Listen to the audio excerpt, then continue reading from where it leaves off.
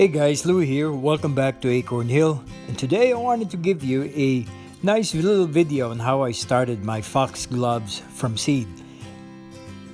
Very excited to show you what I did here because these are foxgloves that came from the original foxgloves from Mount Vernon, the ancestral home of George Washington. If you haven't been to Mount Vernon, it is in a state that is located in Northern Virginia with Washington's house, Washington's home, and the garden. The garden is very handsomely laid out in squares and flower knots, and it contains a great variety of trees, flowers, herbaceous borders, and plants of foreign growth collected from almost every part of the world. What I'm showing you here is how I started these seeds in the winter. Last December, I used these milk jugs with well-draining compost, a very loose soil mix, and I sprinkled very nicely all these very fine seeds on top of the soil. I covered them up with filtered and screened compost and allowed the seeds to grow during the very cold temperatures of winter, and all of them sprouted. I had 100% germination on these plants. I kept them in a sheltered spot with bright light coming through, and after a couple of months, now it's time for us to prick them off of the greenhouse little jugs and start planting them individually in these cups. The individual cups will now serve as the homemade cells where they can grow in and develop better roots. The seed growing mix that I used was filtered and screened compost with a lot of grit and a lot of perlite, and I'm using the same thing on these individual cups. It's a 50-50 mix of perlite, grit, and good compost. On a little side note here, I gotta tell you, I am not a seed grower, but this year I have been bitten by the seed growing bug. I like the excitement that you see once you get germination happening from the seeds that you have invested time in. Not that it required a lot of time, but you were anticipating that all of them will grow, and luckily all these good seeds have started sprouting, and you can see how healthy these leaves are.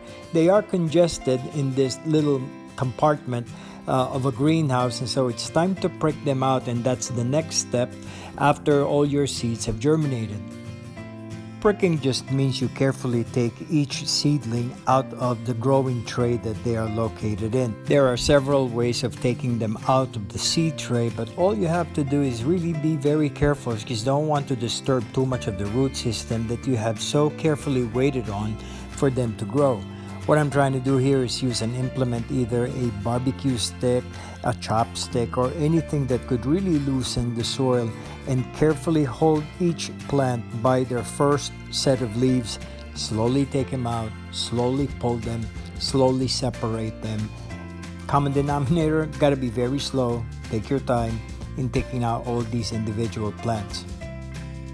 What you will end up having after carefully separating them is that each individual plant is what we call a unit or a plug, and each plug will now go into each individual cup for planting so that they continue to mature and grow and get used to the environment that I will be placing them in during this phase of growth. And transplanting all these individual plugs couldn't be easier. What we do is we create a hole, a divot in the middle of the cup, place all the soil along the edges of the cup, and drop in the individual plug. I also shook it down so that the soil will settle and the roots get enveloped by the new soil and environment that they will grow in. What I plan on doing is place them under a big tree in a sheltered spot with a lot of bright indirect light, and allow them to just get into the temperature changes as the temperatures here in the south slowly go up. Foxgloves are popular in cottage garden planting schemes. They're loved for their spires of bell-shaped, bee-friendly, tubular pink flowers with a spotted center.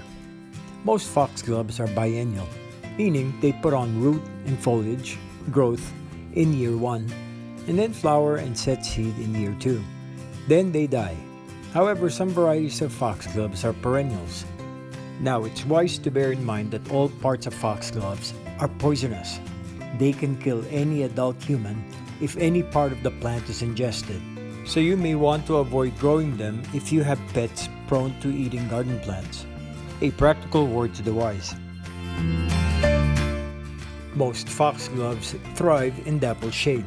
They prefer native habitat that is woodland clearing or at the foot of a native hedge.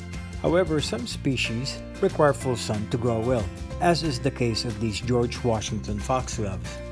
Another plus with these types of foxgloves that I'm planting is that they grow in any soil type, but they do best in well-drained, moist soil. And this is a lesson learned from my previous experience planting foxgloves.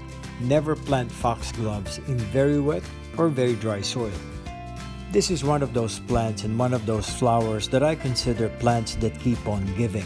What I do to have continuous yearly succession of flowers and blooms is that I plant them every year. That way there are no gap years where I will only have foliage and greenery without the blooms that they provide.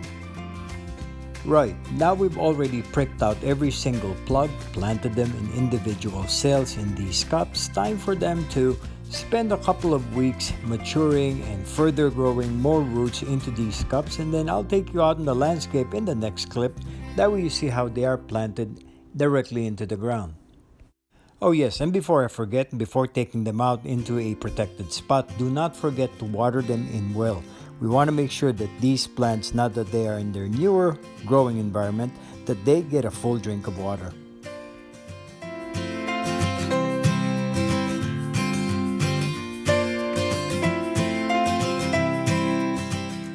And 3 weeks later, these are the same plants now that they are being transplanted onto the elevated garden. These are the same plants that we planted out 3 weeks earlier. Notice the foreground, you'll see all these foliage that are much bigger, a lot healthier and fuller than the original little seedlings that we pricked out from the milk jug greenhouse planting scheme that I grew them in earlier. Isn't this exciting? This is that excitement and enthusiasm on seed growing that I've recently been bitten by the seed growing bug with, because who would have thought that these nice, healthy, robust plants came from the little seedlings of foxgloves. Foxglove seeds are very much similar to grains of sand. They are tiny little things. In just a couple of months of planting them in the ground, we now have these nice seedlings that will potentially grow into full mature plants that will produce all those flower stalks with beautiful bell-shaped flowers. I think it's exciting, I think it's worth it, and I think any one of you out there who are still having some second thoughts on growing from seeds should take another look and definitely give it a try. By the way, these are 5 to 7 to even 8 inches long with the foliage and the leaves on these seedlings. And as you can see from the clip, what I'm doing is I'm just digging up a hole, a nice deep hole, as deep as the size of the cup. I placed in some planktone and some nitrogen-rich fertilizer and placed the plant with the root ball at the soil level in the cup very, very carefully, not pressing too hard and too much around the roots. I firmed them in just to make sure there's good root ball and soil contact, and then I will water them in very nicely so that all these nice well-formed roots will start growing in the soil that I'm planting it in. This is an elevated garden, and what we're planting them in directly is that compost, organic compost that I ordered from a local source a few weeks ago. As you can see from the clips, foxgloves seem to be trouble-free plants, and they are. All we need to do is make sure that we protect the young plants from slug and snails. In my area, typically we don't usually get those.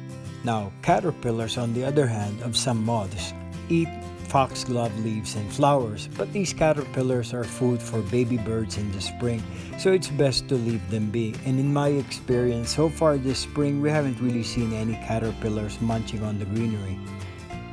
Foxgloves require very little care, and that's good news for me indeed, and will flower and seed without any intervention from the gardener. Foxgloves self-seed readily in the garden.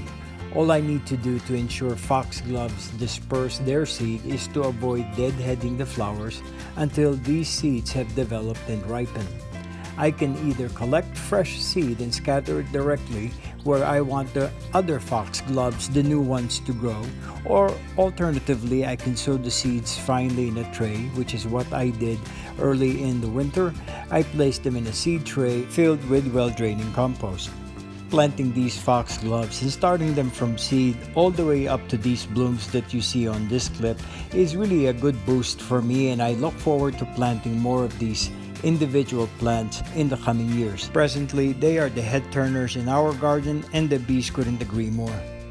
Thanks again guys for being a part of our channel. You are friends of the channel and we always appreciate and enjoy doing all these videos for you.